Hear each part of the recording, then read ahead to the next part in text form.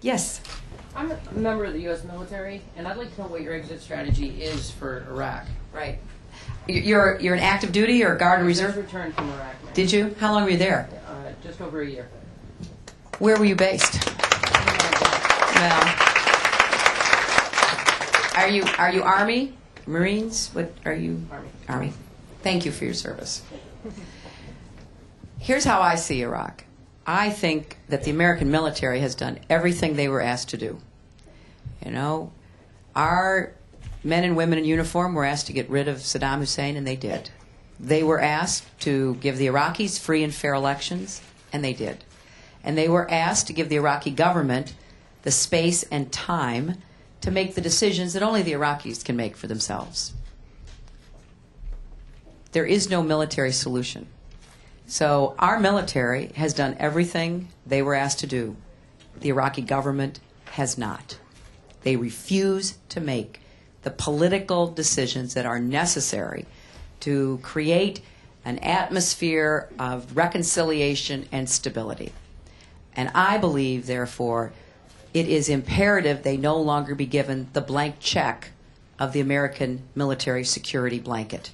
And I would begin immediately when I took office, after summoning the Joint Chiefs and the Secretary of Defense and the National Security Advisors, to determine what planning has taken place. Because, as you know, planning is critical for any kind of withdrawal. And that's why last spring, I was hearing from a lot of my friends, both active duty and retired military officers, that the White House basically wouldn't let the Pentagon plan because they didn't want anybody to think they were planning for withdrawal. And so I said I wanted to know what plans they had, and they wrote back and said, you don't have any right to know what plans we have. And we said, oh, yes, we do. And so we got briefed, and frankly, there's not been a lot of planning done. So we'll see what they have been planning and immediately do whatever is necessary to be in a position to start withdrawing our troops within 60 days. Based on the best military advice I've been given, I believe you can withdraw 1 to 2 brigades a month. But it is complicated to withdraw. You know, you have to have all of the, exit lines, exit routes, guarded. You've got to protect people as they're convoying out, because that's where we've lost a lot of our casualties in these convoys. If you've got problems in any of these areas, you're going to have to protect everybody as they're going out. You have to have every piece of equipment accounted for, because we don't want to leave things. We want to know where everything is, and that means bringing it out.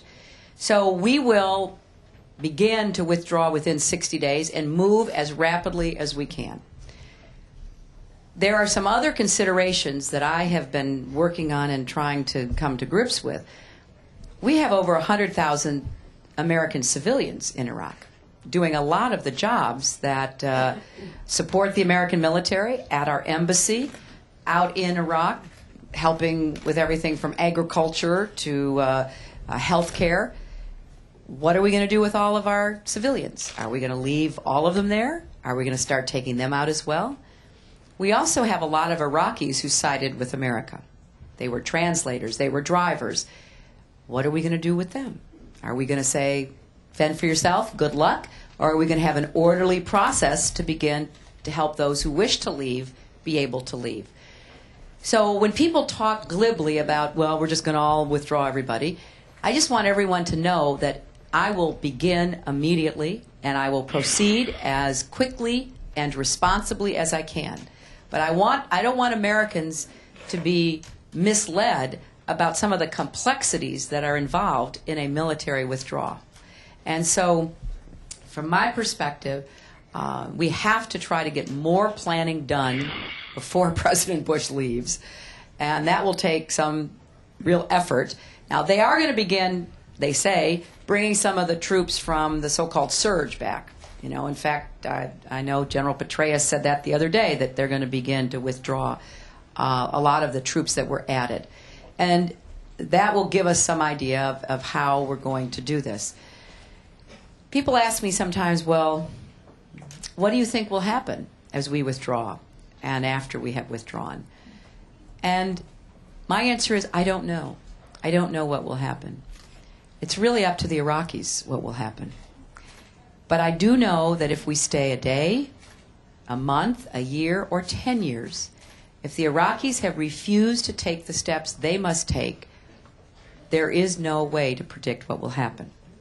I personally believe that when the Iraqis know that the blank check is gone, I've ripped it up, and I intend to withdraw, they will get more serious about solving some of the problems that they have been postponing as they have jockeyed for position under the security blanket that President Bush has given to the Iraqi government. You know, last time I was there was in January. And when I got back, I said, you have to concentrate the Iraqi government's attention. We provide their security. We fund the government. They need to know that we're not going to keep doing that. And then maybe they will begin to make these tough decisions about oil allocation, about de-Baathification being reversed, all of the areas that we've been pushing them to act on. I also think it's imperative we immediately start a diplomatic effort, bringing all the countries in the region into an ongoing effort to see what they can do and what we can try to convince them or force them to do to play their role in stabilizing Iraq. So this is, this is a very complicated but necessary strategy to develop, and I'm going to do as much as I can before the election. But as soon as I have access to a lot of the information that I don't now have, I'll be able to get very serious in working with our commanders to do this the right way. And I hope we'll be able to have, as many as possible. If you take, 1 to 2 brigades, that's 3,500 to 7,000 a month. Take as many out and try to get toward bringing them home as quickly as possible.